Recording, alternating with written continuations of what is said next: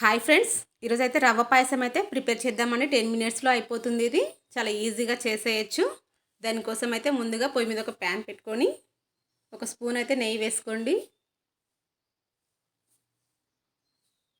Dry ఫ్రూట్స్ని అయితే సన్నగా తరిగి పెట్టుకోండి ముందుగానే. అవైతే దీంట్లో వేయించుకోవాలండి. జీడిపప్పు, బాదం, కిస్మిస్ ఉంటే అవి కూడా వేసేసుకోండి. ఇవన్నీ ఫ్రై చేసుకోవాలి.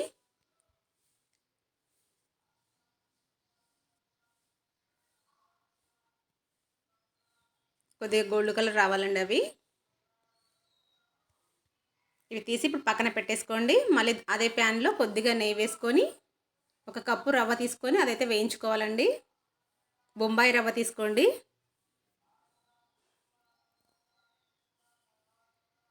ఆ నెయ్యిలోనే ఇది కూడా దోరగా వేయించాలండి. కమ్మటి వాసన వచ్చే వరకు వేయించుకోండి.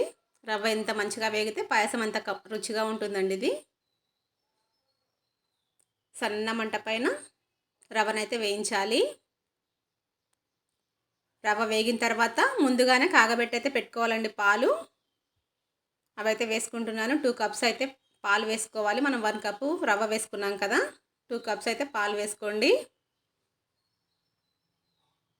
ముందుగానే కాగపెట్టి అయితే పక్కన పెట్టుకోండి. గోరువెచ్చగా ఉండాలి పాలు.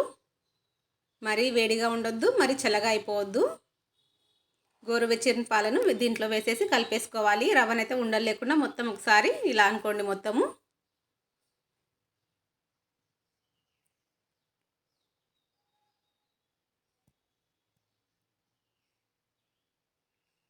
ఒక కప్పు రవ్వ, 2 కప్పులు పాలు వేసాం కదా, ఇంకొక కప్పు వాటర్ వేసుకొని మనకు ఇంకా కొద్దిగా లూజ్గా ఉండాలంటే ఇంకా కొన్ని వాటర్ కలిపేసుకోండి.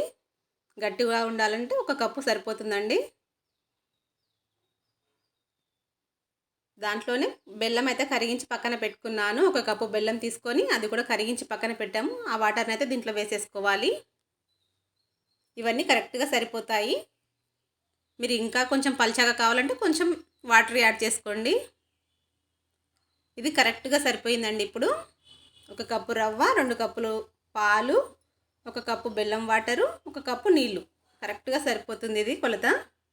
మనం ముందుగానే వేయించుకున్న డ్రై ఫ్రూట్స్ని అయితే ఇందులో వేసేసుకోండి. ఒక 2 నిమిషాలు మరిగించారంటే అంతే అండి, రవ్వ పాయసం రెడీ. చాలా టేస్టీగా ఉంటుందండి. మీరు బెల్లం బదులు షుగర్ కూడా వేసుకోవచ్చు.